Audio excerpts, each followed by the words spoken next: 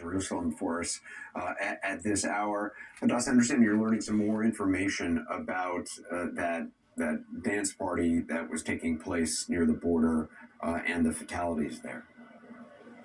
Yeah, Anderson. So we're now getting official confirmation, according to Israeli medical services, that 260 bodies have now been discovered and recovered from the scene of that music festival. This was called the Nature Festival. This was essentially a rave in the wilderness. And videos we're seeing from just before the attack took place makes it look like, your typical music festival, rave, all-night party with a bunch of young people dancing to DJs.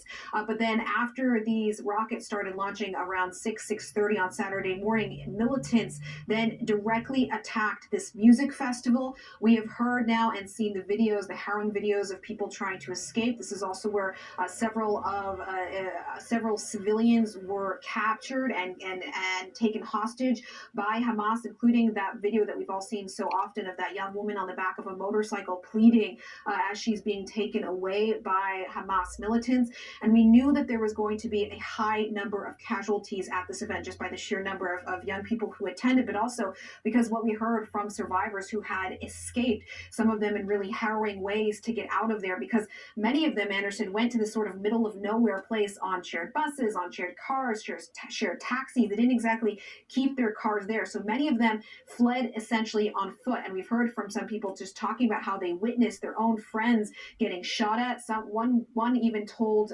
Israeli media that he believes they were shot at by an RPG, not just regular rifles. Others said that they essentially escaped into the wilderness, into the nature, and hid in the bushes for hours on end until they thought it was safe enough to leave. But now we are officially getting note that there are 260 bodies were found at this music festival. Right now, the death toll on the Israeli side is north of 600. Anderson, this might be the biggest mass casualty event in Israeli history. I would have to go, looking through the statistics, looking through the history, but I can't recall off the top of my head another event where 260 people were killed in one place. And also keep in mind, Anderson, this does not count potentially others who had gone to hospital with injuries. I do think we should expect that the death toll, not only overall, but from this specific music festival, could rise in the coming hours and days. And Hadass, just to be clear, we're not talking about deaths from a rocket that was fired from a great distance. You're talking about slaughter. You're talking about people who came and face to face shot up, stabbed, killed these people. Yeah, as far as we understand now, I don't have this confirmed that a rocket or a mortar landed right there, but from what we've heard from survivors, from people who escaped, they didn't mention rockets that landed on them. All they mentioned was just militants who swarmed this event. And again, one of them talked about using things like RPGs, so it appears it wasn't just potential rifle fire. We've also heard from parents of some of these people who are attending the festival, because as you'd expect at a sort of all-night rave, a lot of them were young. A lot of them were in their 20s.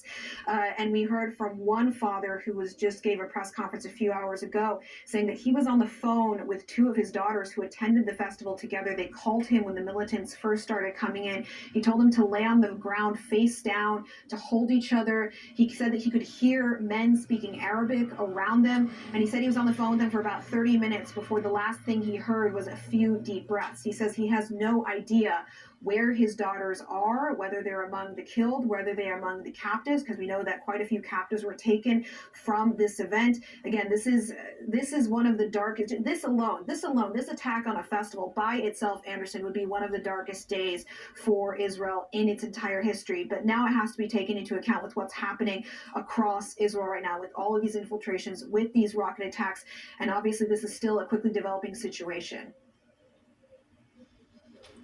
A slaughter of 263 young people at a dance. Hadass Gold, thank you. We'll be right back.